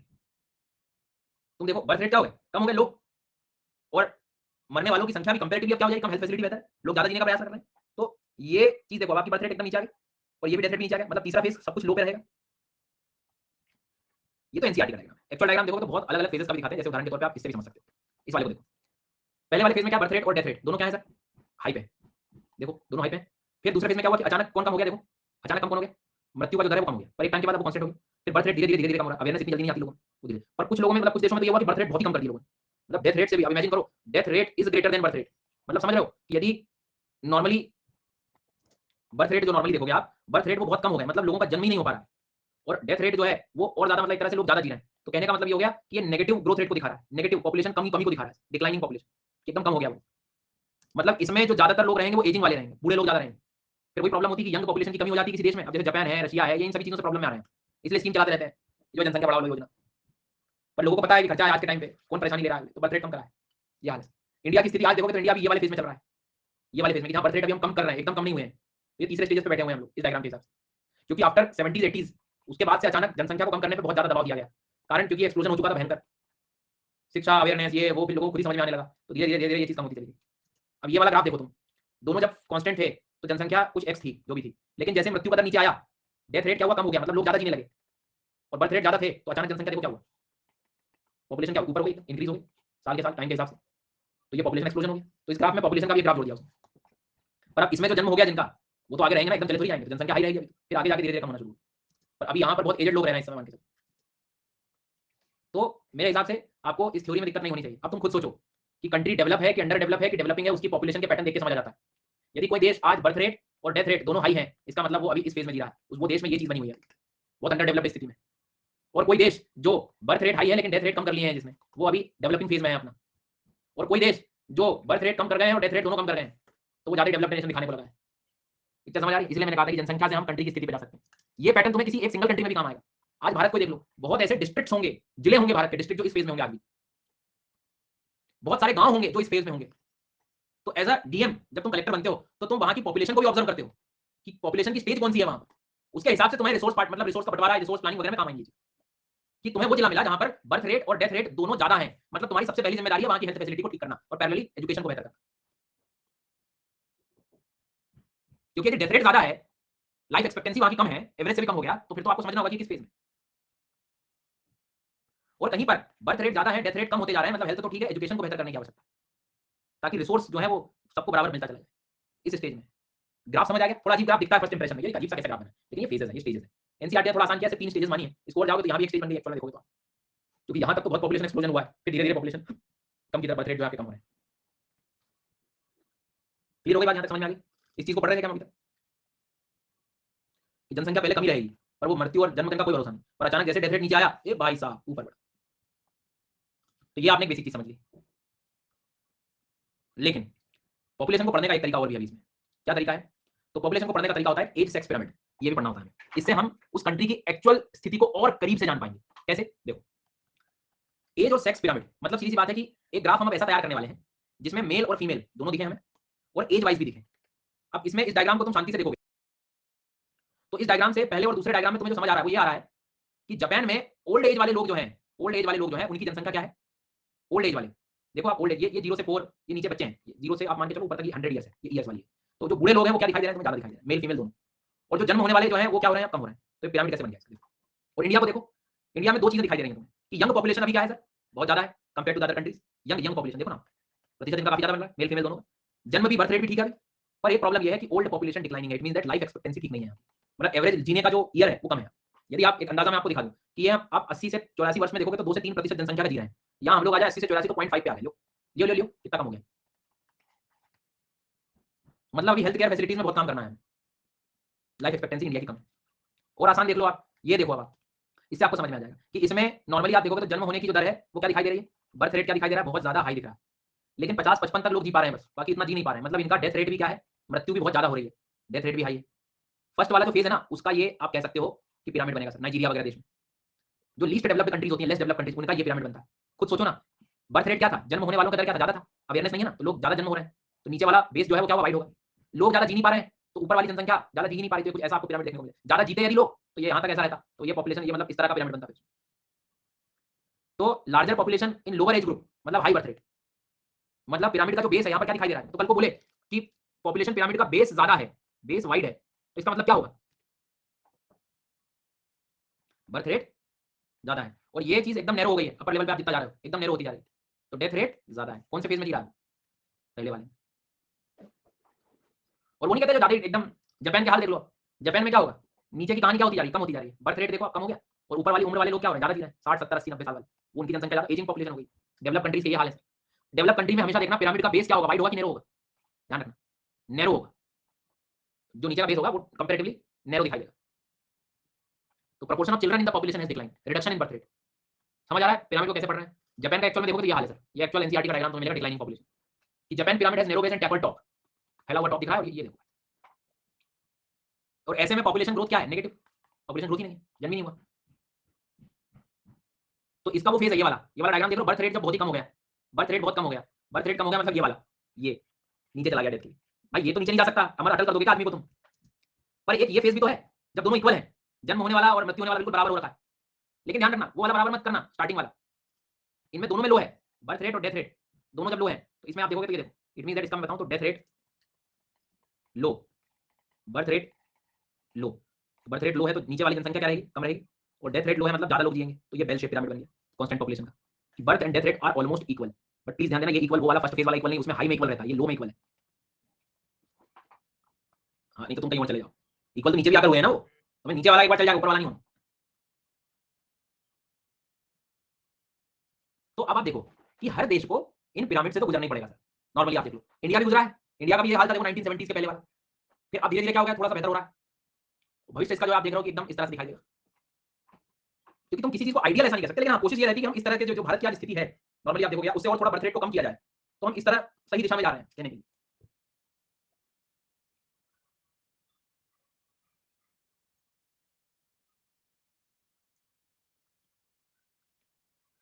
चलो भाई यहाँ तक कोई दिक्कत किसी को। अब मैं आपको एक ऐसा डायग्राम दिखाता हूँ जिसमें पिरामिड भी और फेजेस दोनों मिक्स हो गए, ताकि दोनों आप एनालिसिस कर पाओ। ऐसा कभी न्यूज़पेपर में ऐसा डायग्राम आता है कि इंडिया की डेमोग्राफिक एज है, मजबूत है भारत चाइना के रिस्पेक्ट में, जनसंख्या के रिस्पेक्ट में। तो कैसे, तो देखो क्योंकि इनका जो बर्थ रेट क्या हो गया अचानक, चाइना वालों का बर्थ रेट कम हो गया, उतना अभी हमारा कम नहीं हुआ है, उतना अभी आने वाले टाइम में हम लोग बिल्कुल यंग पॉपुलेशन में बैठे हुए हैं, इनकी कम होती जा रही है, तो आगे इनके साथ समस्या आई। तो ये एक वाइड बेस है इंडिया के लिए, वर्कफोर्स बेहतर है इंडिया के पास, तो ये इस तरह के न्यूज़पेपर में आर्टिकल आते हैं तो आप आसानी से समझ पाओगे, ऑब्जर्व कर पाओगे, देख पाओगे। अब ये वाला मजेदार देखो डायग्राम, पहला फेज याद आ रहा है जिसमें सब कुछ ऊपर था, हाई था बर्थ रेट डेथ रेट, तो ये वाला डायग्राम था देखो, बर्थ रेट भी बहुत ज्यादा थे और मृत्यु बहुत थी, तो ज्यादा ऊपर तक एकदम लोग जी नहीं पा रहे थे। फिर सेकंड फेज में क्या हुआ कि बर्थ रेट तो थे ज्यादा, नीचे का तो बेस ज्यादा था, लेकिन लोगों की मृत्यु जो है थोड़ी सी कम होने लगी, तो ये चौड़ाई बढ़ने लगी ऊपर देखो। फिर क्या हुआ, ऊपर चौड़ाई और बढ़ती चली गई, देखो चौड़ाई बढ़ती चली जा रही है, लेकिन बर्थ रेट अब क्या हो रहा है, कम होते जाएंगे, तो नीचे वाला अब बेस जो है वो नैरो होता चला जाएगा, और अंत में जापान जैसे ये हाल हो जाएंगे। तो ये पिरामिड से आप चीजों को समझ सकते हो। अभी इंडिया जो है कुछ इस फेज में जी रहा है, इस स्थिति में है इंडिया, भविष्य जो है इसमें चला जाएगा। नहीं नितिश बेटा ये इतनी आसानी से नहीं लिखना होता है, नहीं समझ आया ये वाला कहाँ नहीं आया ये बताओ, ऐसे इतने इतने बुरे हाल से नहीं बोलते कोई। हाँ पहले बताओ कहाँ दिक्कत आई, ऐसा ही होता है कि इनको नहीं आया। भाई पहला फेज याद है तुम्हें, पहले फेज में क्या होता है, जन्म ज्यादा रहते हैं और मृत्यु जल्दी हो जाती है, तो ऊपर यंग जो बूढ़े एज है 60 70 उनकी जनसंख्या कमी रहेगी, तो नीचे वालों की जनसंख्या ज्यादा है, ये चीज बन के जाएगा। उसके बाद में सेकंड बात आएगी, तो आगे में क्या हुआ कि बर्थ रेट तो ज्यादा ही है, तो मतलब नीचे वाला बेस अभी भी ज्यादा है, देख लो बेस अभी भी ज्यादा है, बट लोग अब डेथ रेट कम हो गया है, मृत्यु कम हो रही है, लोगों के लिए हेल्थ फैसिलिटी बढ़ गई है, तो एज ऊपर वाले एज वाले लोग ज्यादा रहना शुरू कर दिया, ये बढ़ गया सर। तो ये वाले हिस्से आप जो पहले एकदम नैरो थे, अब ये थोड़े से वाइड होते जा रहे हैं ये हिस्सा। और आगे जाओगे आप तो और बेहतर होती जा रही है, पूरे लोगों की स्थिति ज़्यादा जी रहे हैं आप। पर नीचे फिर क्या होने लगा, कम होने लगा बेस, क्योंकि बर्थ रेट भी क्या हो रहा है, कम हो रहा है। तो ये एनसीईआरटी में सब दिया हुआ है, कक्षा आप 12वीं की एनसीईआरटी में ज्योग्राफी वाली जाएंगे ना, तो उसमें सब लिखा हुआ है, उसमें परेशान होने की जरूरत नहीं। ये ग्राफ भी मिल जाएगा तुमको, सारे दुख दर्द उसमें सब मिल जाएंगे। बट क्या है, कई बार इनको देख के मन नहीं कर रहा होता कि पता नहीं क्या अजीब से ग्राफ रहा, बट तुम्हें समझ आ गई कहानी कि भैया ये। तो अब आप देखो ट्रांजिशन थ्योरी कितनी, अब थ्योरी क्यों बोला इसको, क्योंकि तुम शांति से बैठ के ऑब्जर्व करोगे तो तुम कहोगे सर ये हर देश को गुजरना पड़ेगा इस चीज से। आज इंडिया भी जो है किसी फेज पे बैठा हुआ है, इंडिया के आगे का भविष्य भी होगा कि बर्थ रेट एकदम इतने कम ना हो जाए कि जो बेस है वो बहुत कम हो जाए, यंग पॉपुलेशन जो है वो कम हो। देखो आइडियल सिचुएशन तो तुम खुद भी कहोगे तो ये एक बेहतर स्थिति की तरफ हम वेल शेप्ड जो है लेकर जाते हैं कि बर्थ रेट डेथ रेट दोनों जो है कम ही रहे, पर इतने बुरे हाल ना हो कि एकदम कम हो गए बर्थ रेट डेथ रेट से, दोनों कांस्टेंट हो तो भी बेहतर है लो पर। मतलब ग्राफिकल रिप्रेजेंटेशन में हम लोग यदि जाएंगे तो हम लोग इस वाले फेज को बेहतर मान रहे हैं, बट इसको नहीं मान रहे हैं, ये फिर प्रॉब्लम उतना क्रिएट करता है। तो अभी हम एक अच्छे स्थिति में जाने वाले हैं, अच्छी स्थिति है अभी चल रही है साफ मान इस तरह, ठीक है। तो पॉपुलेशन की ग्रोथ, जनसंख्या और साथ ही साथ migration, demographic transition, age sex pyramid, उसको देखना पहचानना हमें आगे। कल को बोले कि नीचे का वाइड हो रहा है, नैरो हो रहा है, तो समझ में आएगा बर्थ रेट क्या हो रहा है, कम ज्यादा हो रहा है, ये सारी। इसमें एक टॉपिक और ह्यूमन ज्योग्राफी में हमें जो पढ़ना होता है वो है सर सेटलमेंट्स, बस्ती भूगोल। इनको भी अभी हमें कवर करना है सर आज। ये भी बड़े इंटरेस्टिंग मतलब मजेदार टॉपिक है, एग्जाम में क्वेश्चन आता नहीं है लेकिन पढ़ लो, कोई भरोसा नहीं। हाँ, डॉक्टर पहले भी थे, फिर अब हेल्थ अच्छी कैसे हो गई। सवाल जो मन में आ रहा है वो पूछूंगा मैं। हाँ, जो मन में आ रहा है वो पूछ लूंगा मैं। तो उस समय फैसिलिटीज की बात करो, नंबर ऑफ डॉक्टर्स की बात करो, रिसर्च लेवल की बात करो, टेक्नोलॉजी की बात करो। अब सर सवाल आता है कि ये सेटलमेंट्स क्या है, बस्ती क्या है। तो ज्योग्राफी का ये मानना है कि ज्योग्राफी में सिर्फ विंड साइक्लोन नहीं आते हैं, ये जो पॉपुलेशन जब रहना शुरू करती है तो उस पॉपुलेशन किसी जगह पे जब रहती है, सेटल होती है, तो सेटल होने में उसकी अपनी बस्ती बनाने का भी एक पैटर्न है। कैसे, मैं तुमसे आज कहूं कि पॉपुलेशन किन किन चीजों पर निर्भर करती है, पॉपुलेशन जो है वो किन किन चीजों पर निर्भर करती है, फॉर एग्जाम्पल मैं तुमसे बोलूं तो तुम क्या कहोगे। अरे डेमोग्राफिक डिविडेंड मतलब यही सब, ये जो अभी हम पढ़ रहे हैं कि किस तरह से जनसंख्या का वितरण है किसी देश में। डेमोग्राफिक वर्ड कहीं भी तुम्हें मिल जाए मतलब जनसंख्या को लेकर बात कर रहा है। हाँ, तो अभी हम बात करते हैं जनसंख्या जो रह रही है, जीवन यापन कर रही है किसी गांव शहर, तो बड़ा एक पैटर्न में तुम कभी देखते, जैसे कोई गूगल मैप को जब आप जूम इन करते हो तो शहर को तुम देखने लगते हो, फिर बाद में जूम आउट करो तो वो शहर एकदम उसका एक पूरा गांव का शहर का एक पैटर्न दिखाई देता है। एक एग्जांपल देता हूँ कि किसी गांव से नेशनल हाईवे निकल गया, तो कोशिश क्या रहेगी कि लोग अपनी जो बस्ती है वो इस रोड के चारों ओर बसा लेंगे। क्यों बसा लेंगे, क्योंकि उन्हें पता है इस रोड से उनका जीवन यापन बेहतर हो जाएगा, कनेक्टिविटी है, या किसी ने दुकान खोल ली, शॉप खोल ली, एक ढाबा खोल लिया, तो वहां से उनका जीवन यापन शुरू हो गया, ठीक, इकोनॉमिक रीजन। राजस्थान में गए आप, पानी की कमी है, किसी जगह पर एक लेक है, तालाब है, तो लोग उन्हें अपना जो बस्ती बना ली उस लेक के चारों ओर बना ली, क्यों, क्योंकि उनके लिए बेसिक रिसोर्स क्या है, पानी, जो कि यहाँ पर मिलता है। फिर मान लीजिए कि कोई एक रोड ऐसा गया, कोई एक रोड ऐसा गया, कोई एक रोड ऐसा गया, तो लोगों ने जो है इन रोड्स के चारों ओर रहना शुरू कर दिया, ठीक है। दूसरी बात, फिर आपने देखा कि एक जंगल है उसमें लोग रह रहे हैं, तो लोगों ने चारों तरफ घर बना लिए और बीच में एनिमल्स को रख दिया ताकि सिक्योरिटी हो, जंगली जानवर उनके पालतू पशुओं को ना खा ले। अब तुम बताओ, पहला केस, दूसरा केस, तीसरा केस, चौथा केस, चारों में लोग एक जैसे रह रहे हैं, चारों में जो बस्ती है, जो सेटलमेंट्स हैं, जैसे हैं, बिल्कुल नहीं। तो बहुत सारे ऐसे फैक्टर्स हैं जिसके कारण सेटलमेंट चेंज होते रहते हैं। तो मैं वही आपको समझाना चाहता था कि जब भी आप सेटलमेंट्स को पढ़ते हैं तो सेटलमेंट्स तुम्हें ज्योग्राफिकल सेटल जो मतलब ज्योमेट्रिकल शेप के अकॉर्डिंग देखोगे, आप ज्यामिति रूप से देखो तो लीनियर पैटर्न हो सकता है, रैखिक प्रतिरूप। उसमें क्या होता है, कोई रोड है, रेलवे लाइन है, उस एक नहर बनी हुई है, पानी की नदी गई हुई है, तो उसके किनारे पर लोगों ने रहना शुरू कर दिया, तो that is a linear pattern, रैखिक प्रतिरूप जिसे हम कहते हैं, बिल्कुल रैखिक। बट और भी तो हो सकते हैं, जैसे मान लो फॉर एग्जाम्पल, उदाहरण के तौर पर कोई क्षेत्र ऐसा है जैसे पर्वतीय क्षेत्र है, अब माउंटेन एरिया में कोई पर्वत पे तो रहने से रहा, कोई पर्वत पे रहेगा क्या, नहीं सर। मान लो ये माउंटेन्स हैं, यहाँ पर माउंटेन रेंज बनी हुई है, तो लोग फिर कहाँ रहेंगे, वैली एरियाज में यहाँ रह रहे हैं, इधर रह रहे हैं, तो ये भी एक, मान लो इधर कोई रह रहा है, इधर कोई रह रहा है, रोड यहाँ से निकल गया, तो रेक्टेंगुलर पैटर्न में भी लोग रह सकते हैं, आयताकार प्रतिरूप में भी रह सकते हैं। फिर लोग जो है अभी एक लेक के चारों तरफ रह रहे हैं, तो वो एक क्या होगा, सर्कुलर पैटर्न में भी रह सकते हैं। तो सीन दिस इमेज कि कोई रोड के किनारे पर घर बने हुए हैं, लीनियर पैटर्न हो गए, रोड गुजर गया, क्रॉस शेप हो गया, स्टार लाइक पैटर्न पे रह सकते हैं लोग, टी शेप पैटर्न पे रह रहे हैं, सर्कुलर पैटर्न वहां पर नॉर्मली हम लोग ऑब्जर्व करें तो। उसके बाद में यहाँ पर क्या हो रहा है, कई बार आप देखते हो कि एक नदी गुजर जाती है, एक ब्रिज से, एक गांव इधर, एक दूसरा गांव इधर, इलाहाबाद नैनी, प्रयागराज नैनी में देखा होगा आपने, एक ब्रिज आपने क्रॉस किया, दोहरे ग्राम जिसे हम डबल पैटर्न कहते हैं। तो ज्योमेट्रिकल शेप भी आप कई बार गांव के देख पाते हो, रैखिक प्रतिरूप, चौक पट्टी प्रतिरूप, तारे के आकार का प्रतिरूप, टी आकार, वृत्ताकार, दोहरा, तो ये सब ऐसा क्यों हो रहा है, रिसोर्सेज के अकॉर्डिंग इनका डिवीजन ऐसा हो गया, रिसोर्सेज के अकॉर्डिंग। अब एज अ डीएम तुम जाते हो, तुम जाने के बाद तुमने गांव के पूरे सेटलमेंट का पैटर्न देखा, तुमने देखा कि यार बिल्कुल लोग जो है लीनियर पैटर्न पे रह रहे हैं, फिर आपने कारण जाना तो देखा यार यहाँ से कैनाल इरिगेशन निकला हुआ है, कैनाल सिस्टम की, तुम देख के पूरा पैटर्न समझ गए उस गांव का कि ये पूरा गांव इस कैनाल पर डिपेंडेंट है, इसका मतलब इनके एग्रीकल्चर लैंड यही नजदीक होंगे ताकि कैनाल इरिगेशन पहुंच सके। तो आप क्या इंश्योर कराओगे उनके लिए हमेशा कि कुछ भी हो कैनाल बंद नहीं होनी चाहिए, कुछ भी हो इस कैनाल का प्रॉपर रखरखाव हो, इस कैनाल इरिगेशन का बेहतर रूप से, क्योंकि इनका जीवन यापन इसी से चल रहा है। तो आप कनेक्टिविटी की तरफ जा, आपने देखा कि भाई साहब एक गांव है जो पूरा सर्कुलर पैटर्न पे दिया है, आपने देखा यार ये क्यों हो रहा है, तो बाद में पता लगता है यहाँ पे एक लेक है। आप आपकी जिम्मेदारी क्या होगी कि आप इंश्योर कराओगे कि ये लेक किसी भी हाल में जो है प्रॉब्लम में ना आए, हमेशा बेहतर बना रहे, और यहाँ पे कुछ योजनाएं तुम शुरू करवा सकते हो, फिशरीज वगैरह करा सकते हो, सारी चीजें करा सकते हो, यूट्रोफिकेशन ना हो, इसमें पोल्यूशन ना हो, ये सब चीजों का इंश्योर कराओगे, इन सब चीजों तो इनका सेटलमेंट बेहतर होता है। तो आप सेटलमेंट से रिसोर्सेज पे, रिसोर्सेज से सेटलमेंट पे पहुंच सकते हैं। तो हर गांव का अपना एक प्रतिरूप होता है, इस चीज को आप देखना, क्योंकि वहां पे जो हर जगह भी रोड नहीं गुजर सकते, हर जगह रेलवे नहीं गुजर सकते। अब मान लो इस तरह के डबल पैटर्न में इनके लिए सबसे मोस्ट इंपोर्टेंट चीज क्या है, दोनों की कनेक्टिविटी। फ्लड के टाइम पे, बाढ़ के टाइम पे ऐसे बहुत सारे गांव होते हैं जब ये ब्रिज वगैरह टूट जाता है, सब चीज टूट जाती है, जिनका कनेक्शन टूट जाता है गांव वालों का, ये सब इंश्योर कराने की जिम्मेदारी हमारी होगी। तो कहने का मतलब है कि सेटलमेंट्स वहां के ज्योमेट्रिकल शेप जो हमें दिख रहे हैं, वहां के अवेलेबल रिसोर्सेज पे आप ये कह सकते हो कि जैसे मान लो कहीं पर लेक्स हैं, टैंक है, या कई बार विलेज ऐसा प्लान करते हैं कि to protect them from wild animals, जंगली जानवरों से बचाने के लिए, तो गांव चारों तरफ अपना घर बना लेता है, बीच में जंगली जानवर बन जाते हैं, तो सर्कुलर शेप हो गया। कहीं से एक गांव से ये रोड आ रहा है, इधर से ये रोड आ रहा है, इधर से ये रोड आ रहा है, भाई साहब इधर भी लोग बस गए, इधर भी लोग बस गए, इधर भी बस गए, वाई शेप बन गया, अलग अलग शेप बन गया। तो एक तो सेटलमेंट इस तरह से होता है, या सेटलमेंट को देखने का ये तरीका होता है। एक तरीका और बड़ा गजब का है रूरल सेटलमेंट्स को पहचानने का। भाई साहब कैसे होता है? तो उदाहरण के तौर पे 3 तरीके के नाम हम पढ़ेंगे। एक क्लस्टर सेटलमेंट्स होते हैं, सुनना ध्यान से ना, एक क्लस्टर सेटलमेंट का मतलब आप ये समझना कि जो बहुत ही, जिसको आप कह सकते हो कि सहत हो, सहंत बस्ती जो होती है, बहुत ही कॉम्पैक्ट हो, डेंस हो, भीड़ हो, गांव में क्राउडेड हो। फिर एक सेमी क्लस्टर होती है, ठीक है, सेमी क्लस्टर मतलब जो थोड़ा सा दूर रह रहा हो। फिर एक और होती है हेमलेटेड सेटलमेंट्स। तो ये क्या है सर? तो इसको भी देखते हैं, हम इसमें ज्योमेट्री नहीं देखते, इसमें क्या देखते हैं हम लोग कि किस तरह से लोग रह रहे हैं। शांति से सुनना, 10 मिनट में बहुत कुछ क्लियर हो जाएगा, सिर्फ सुनना। अब मान लो उत्तर प्रदेश का राज्य ले लो, बिहार के राज्य ले लो, हेलो हेलो हेलो हेलो, जनसंख्या ज्यादा है वहां पर। दूसरी बात, कृषि योग्य मैदान है, कृषि योग्य भूमि है।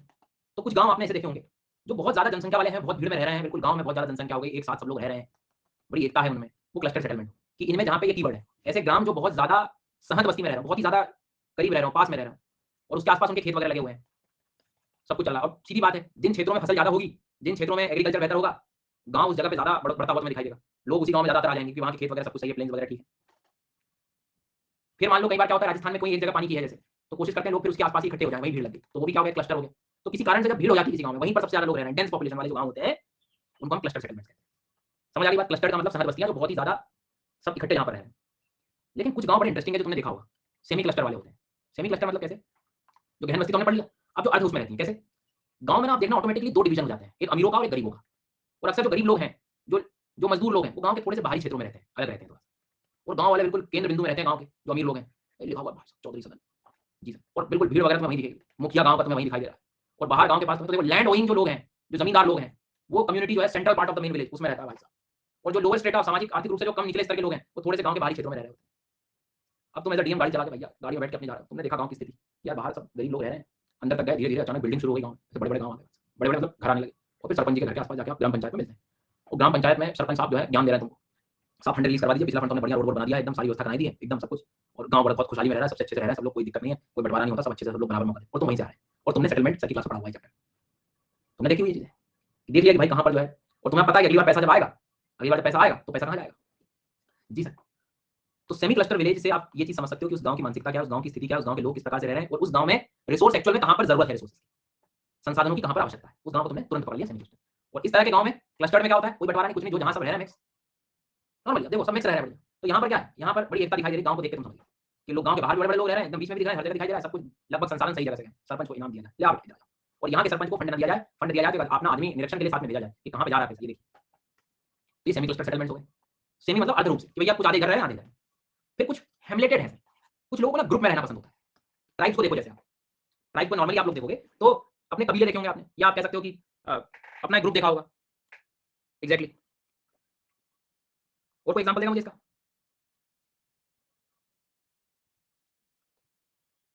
जी सर।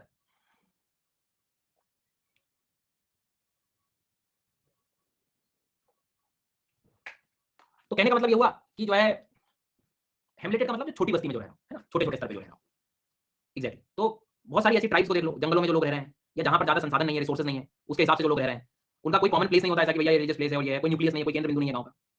तो जो लोग, अब जैसे मान लो नहीं है मॉडर्न टेक्नोलॉजी, रोड वगैरह नहीं है, सॉइल वगैरह बेहतर नहीं है, जहां पर समस्याएं ज्यादा दिखाई दे रही है, तो वहां जहां जितने रिसोर्सेज है उसके अनुसार छोटे छोटे ग्रुप में लोग रहते हैं।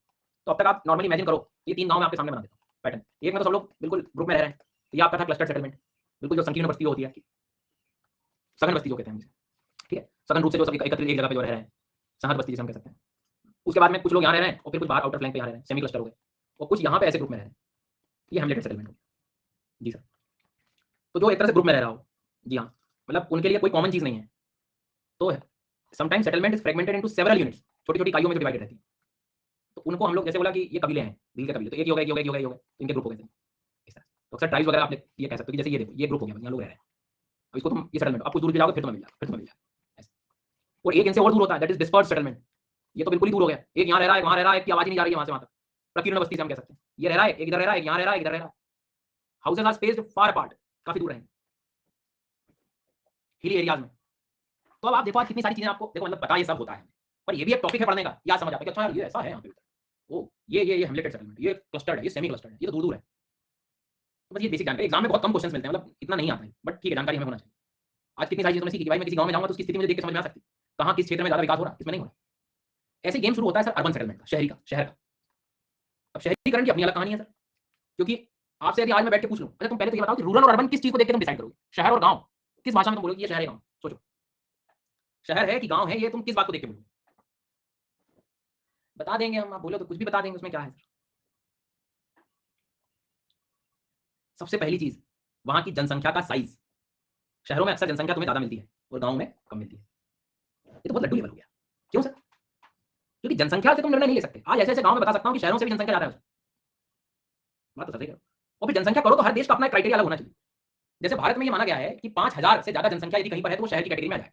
5000 और जहाँ पर जनसंख्या कम है, जहाँ पर जनसंख्या क्या हो कम है, जनसंख्या कम है मतलब नॉर्वे, स्वीडन जैसे देश, वहाँ 250 लोगों में शहर बन जाता है। और यहाँ 250 में तो घर घर में निकलते हैं लोग। पटेल सदन, दरवाजा खुला, 250 लोग घर में अंदर। शादी के टाइम तुम चले जाओ, परिवार आ रखा होता है 2-3 दिन पहले, 250-300 रोज़ खाना बन रहा है। और वहाँ या गाँव का एक घर है ये और वहाँ जिला घोषित हो गया। तो पॉपुलेशन अलग-अलग देश में अलग-अलग क्राइटेरिया चलता है। जनसंख्या ही नहीं होगी वहाँ तो क्या करोगे? तो बात तो सही है। या कहीं पर 400% स्क्वायर किलोमीटर ज़्यादा कर लिया तुमने, घनत्व डेंसिटी, 1 स्क्वायर किलोमीटर 400 लोग से ज़्यादा भी रह रहा है तो भी शहर की तरफ चला जाता है। ठीक है। एक तो तरीका पॉपुलेशन का होगा देखने का। पर आप गौर करोगे तो ऑक्यूपेशनल स्ट्रक्चर से भी पहचान सकते हो कि वहाँ के लोग जीवन निर्वाह के लिए काम कर क्या रहे हैं। अक्सर खेती-बाड़ी में जो लोग लगा है वो ग्रामीण स्तर पे। कभी तुमने सुना बाहर का बेटा कहाँ? बाहर है। कहाँ गया? दिल्ली। क्या कर रहा है? खेती कर रहा है। Thank you so much. कभी सुना तुमने ऐसा? बाहर गया है शहर बैंगलोर गया, क्या कर रहा है? खेती कर रहा है। बैंगलोर खेती करने गया। ऑक्यूपेशनल स्ट्रक्चर को समझो कि प्राइमरी एक्टिविटीज ज़्यादातर तुम्हें रूरल सेटलमेंट में देखने को मिलेगी। और जैसे काम इकोनॉमिक एस्पेक्ट देखोगे आप कि भैया नॉन एग्रीकल्चर परसूट्स में जो एंगेज है, तो लगभग भारत का क्राइटेरिया ऐसा है कि 75% जनसंख्या किसी भी जगह पे जो नॉन एग्रीकल्चर में है तो वो एक शहरीकरण की तरफ जा रहा है। बात तो सही कह रहे हो। और शहर को क्राइटेरिया बनाने की जरूरत है तो एडमिनिस्ट्रेशन, शासन शासन प्रशासन को देख लो आप। कुछ काम जाकर तहसील में ही होते हैं, कुछ काम जाकर जिला में ही होंगे, गाँव में नहीं हो पाते। देखा होगा आपने कि बोले सर मेरे को घर की रजिस्ट्री करानी है तो मुझे गाँव जाना, गाँव में नहीं होगा, वो तालुका तहसील में जाना पड़ेगा। कलेक्टर महोदय से मिलना है तो जिला में जाना पड़ेगा। वो डिफरेंस हो गया। इकोनॉमिक एक्टिविटी देखो, मैन्युफैक्चरिंग, होलसेल मार्केट, ये सब शहरों में दिखेगा, गाँव में नहीं। ट्रांसपोर्टेशन का जंक्शन कभी नहीं लगा कि गाँव है और यहाँ पे ट्रेन रुक रही है, जंक्शन 15 ट्रेन एक साथ एक टाइम पे रुक जाती है, गाँव है।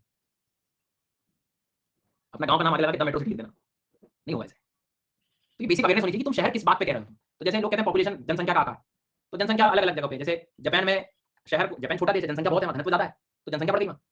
5000 भारत में है तो तुम शहर बोलते हो। लेकिन कुछ जगह ऐसी है जनसंख्या कम है, 250 भी लोग जो है अर्बन कहने लगते हैं। ऑक्यूपेशनल स्ट्रक्चर वहाँ का क्या है, इकोनॉमिक एक्टिविटी, आर्थिक गतिविधियाँ क्या है, म्युनिसिपैलिटीज़ और नगर निगम, सोनू निगम तुम्हें सब कहाँ मिलेंगे? शहरों में मिलेंगे, गाँव में थोड़ी मिलते हैं। अगली बात समझ। तो सबसे पहली चीज़ जो है आपको याद रखना है, क्या याद रखना है? सबसे पहली चीज़ जो तुम्हें याद रखना है वो याद रखना ये कि गाँव शहर को डिवाइड किया जा सकता है जनसंख्या के आधार पर, इकोनॉमिक एक्टिविटी के आधार पर, एडमिनिस्ट्रेशन के आधार पर। आगे बात समझ में आता है? Well done. अब फिर अगला सवाल तुम्हारे लिए आता है कि तुम अर्बन सेटलमेंट की बात करते हो, तो कई बार तुम लोगों ने सुना होगा टाउन है, सिटी है, हाँ, दोनों में कुछ तो डिफरेंस है। What is the difference between town and city? नगर और शहर में क्या अंतर है? बताइए सर। फिर वो बोला, "एक बड़ा होता है, एक छोटा होता है।" हाँ, दोनों में डिफरेंस तो है सर। तो पहले विलेज होता है, फिर विलेज से जो शहर की तरफ जा रहा है वो पहले टाउन बनेगा और फिर वो सिटी बनेगा। तुमको यदि टाउन को इमेजिन करना है तो तुम विलेज से कंपेयर करो, क्योंकि कुछ मैन्युफैक्चरिंग, रिटेल, होलसेल ट्रेड वो तुम्हें गाँव में नहीं मिलेगा, वो अक्सर तुम्हें फिर वो टाउन की तरफ आपको लेकर जाएगा। अपने सिंपल शब्दों में कहूँ तो जो तहसील होते हैं हमारे, तहसील सुना है? वो एक टाउन की तरफ लेके जा रहा है। ब्लॉक लेवल जो होते हैं, ब्लॉक, तालुका, वो तुम्हारे लिए टाउन की तरफ है। और जहाँ पर तुम्हारे इकोनॉमिक फंक्शन ज़्यादा बढ़ जाएँ, डीएम साहब जहाँ बैठ रहे हों, that is the city, Harda city, शहर हो गया। पिक्चर समझ आ रही है कि बेसिक डिफरेंस क्या है टाउन और सिटी में? और यही शहर जब 10 लाख जनसंख्या क्रॉस कर जाता है, कितनी? कितनी? 10 लाख। कितनी भैया? 10 लाख जनसंख्या क्रॉस कर जाए, तो वो तुम्हारे लिए बन जाता है मिलियन सिटी। मिलियन सिटी बन जाएगा वो तुम्हारा। 10 लाख जनसंख्या, 1 मिलियन में 10 लाख होता है। और वही शहर यदि 10 मिलियन पे पहुँच गया, मतलब 1 करोड़ जनसंख्या में चला गया, तो वो मेगा सिटी बन जाएगा। बैंगलोर हो गया, तो मुंबई हो गया, तो दिल्ली हो गया, तो ये हो गया, तो वो हो गया, कोलकाता हो गया। समझ गए? देखो कहानी कहाँ से शुरू हुई? विलेज से टाउन, टाउन से थोड़ा बड़ा तहसील, मतलब तहसील के बाद जिला लेवल पे आपको सिटी। यदि वो 1 10 लाख पे चला गया तो मिलियन सिटी, 1 करोड़ पे चला गया मेगा सिटी। समझ में आ गई बात? कस्बा तो गाँव की तरफ ही जाओगे तुम। फिर कभी-कभी आपने देखा होगा कि आजकल एक नई चीज़ चल रही है। दिल्ली को इमेजिन करो तुम।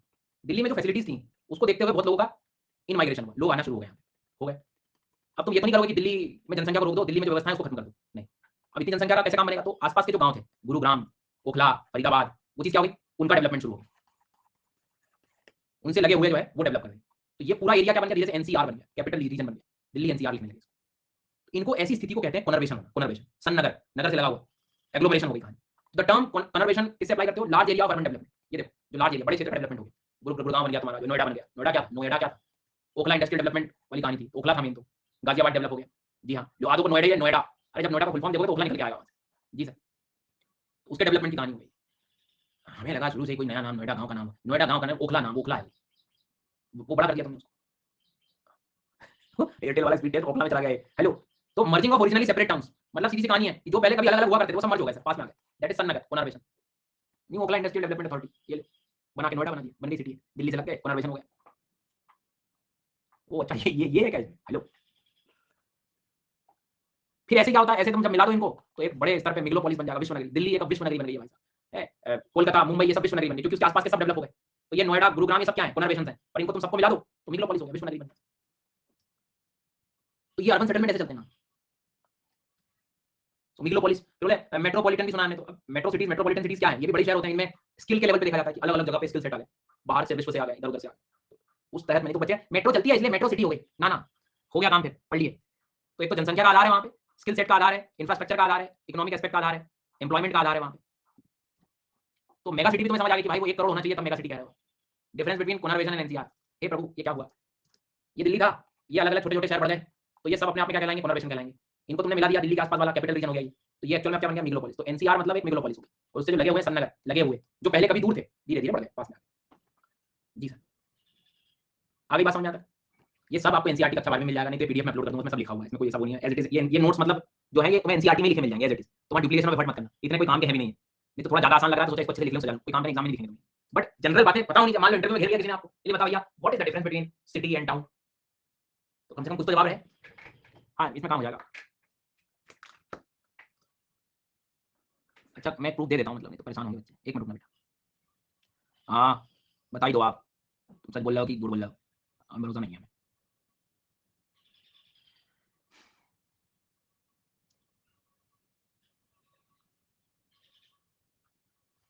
जैसे मैं आपसे कह रहा था अभी थोड़ी देर पहले कि सेटलमेंट के बारे में बात करना, तो वो तुम्हें याद आ रहा होगा, देखो क्लस्टर सेटलमेंट, गुच्छित बस्तियां, अर्धगुच्छित बस्तियां, पल्ली बस्तियां, हेमलेट सेटलमेंट, डिस्पर्स, नगर में देख लो, मध्यकालीन आधुनिक नगर जो हुआ करते थे, फिर धीरे धीरे क्या हुआ, बढ़ते चले गए। जी सर बट ये डेटा हमारे लिए ज़्यादा काम करेंगे, मतलब इसमें भी सिलेक्टिव रीडिंग करना, तो सब तुम्हें मिल जाएगा, उसमें कोई कठिन नहीं है। तो ये 12वीं एनसीईआरटी में टॉपिक है एक्चुअल में, बट सबसे ज़्यादा तुम्हें एग्जाम के लिए काम की 11th की दोनों एनसीईआरटी, ये दोनों हो जाए तब तुम छलांग 12वीं में लगाना, 12वीं में बहुत सिलेक्टिव रीडिंग करनी है, इसलिए मैंने क्लास में चीज़ों को ज़्यादा डिस्कस किया कि जो अपन यहाँ पढ़ रहे हैं वही काफी। अब next environment should I do according wait for the course के लिए वेट कर लो आप, और बाकी दूसरे सब्जेक्ट शुरू कर दो।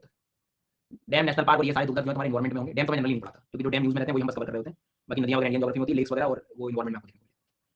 तो ये सेटलमेंट का आपको आइडिया लगभग मैंने दे दिया है, सिटीज कैसे बनती है क्या है आज, मतलब देखो क्लास कई बार जरूरी नहीं होता है कि हमें डायरेक्ट एग्जाम में वो क्वेश्चन मिलना चाहिए तो मैं पढ़ूं, बट ये चीजें जब तुम न्यूज़पेपर पढ़ते हो, तुम चीजें जब ऑब्जर्व करोगे तुम्हें काफी मजा आएगा, इनको ये तुम्हें मदद करेंगे, टॉपिक को और आसान करने की, बेसिक चीजें। आंसर राइटिंग में तुम टर्मिनोलॉजी यूज कर सकते हो, ये एग्जांपल दे सकते हो, ये सारी चीजें। 1 जुलाई से जो मेरा बैच शुरू होगा वो इंडियन ज्योग्राफी का होगा, और जुलाई में ही मोस्ट प्रोबेबली आपको वर्ल्ड मैप भी मिल जाएगा। ह्यूमन तुमने कंप्लीट कर लिया है, फिजिकल तुम्हारा मॉर्निंग में चल ही रहा है, और ये लगभग लगभग जुलाई के एंड होते होते तक अगस्त के फर्स्ट वीक तक तुम्हारा पूरा ज्योग्राफी कंप्लीट हो जाएगा इस बार, 1.5 से 2 महीने। फिर अगस्त में शुरू होगी कहानी एनवायरमेंट, अगस्त सितंबर। फिजिकल में टाइम लगेगा 15 दिन तो लगेंगे। ये पीडीएफ में आपको दे दूंगा जिसमें डायग्राम वगैरह तुम्हें सब मिल जाएंगे, तो तुम्हें कभी इसका जरूरत पड़े तो आपको कर लीजिएगा, नहीं तो कक्षा 12वीं की जो एनसीईआरटी है उसमें पूरा कंटेंट मिल जाएगा, दोनों एनसीईआरटी का इंडेक्स चेक कर लें तो खुद में समझ में आ जाए। एक में जनसंख्या लिखा होगा, अब जैसे इसका इंडेक्स चेक करोगे आप तो मानव बस्तियां दिखाई दे रहा है, इसमें स्टार्टिंग में जनसंख्या दिखाई दे रहा है, प्रवास दिखाई दे रहा है, तो ये 2-3 चैप्टर बस इसमें कंप्लीट कर सकते हैं।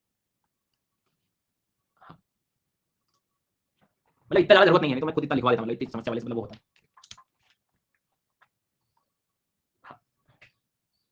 कल मॉर्निंग में क्लास है ना, वर्ल्ड मैप तो उन लोगों के लिए होगा जिनका जो नए बच्चे उनके लिए आएगा ना वर्ल्ड मैप, ये कह रहा हूँ वही। देखो 2 एनसीईआरटी मिलेगी तुम्हें, एक मानव भूगोल के मूल सिद्धांत मिलेंगे और एक भारत लोक अर्थव्यवस्था, 2 एनसीईआरटी उनके इंडेक्स चेक करना तुम सबसे। अब यार टाइम वाइम मत छूती, अब तुम अलग सवाल पूछ लो, 3 बजे की सेशन रहेगा, 3 बजे में इंडियन ज्योग्राफी रहेगी, प्रोफाइल पे जाके तो सब चीज़ हम चेक कर सकते हैं, है ना। ज्योग्राफी का आंसर राइटिंग कोर्स ला दो, क्या लिखोगे आंसर में, तो पढ़ लिया पूरा ज्योग्राफी तुमने, बोलो जल्दी बोलो क्या लिखोगे, क्या उसमें आंसर में लिखोगे क्या।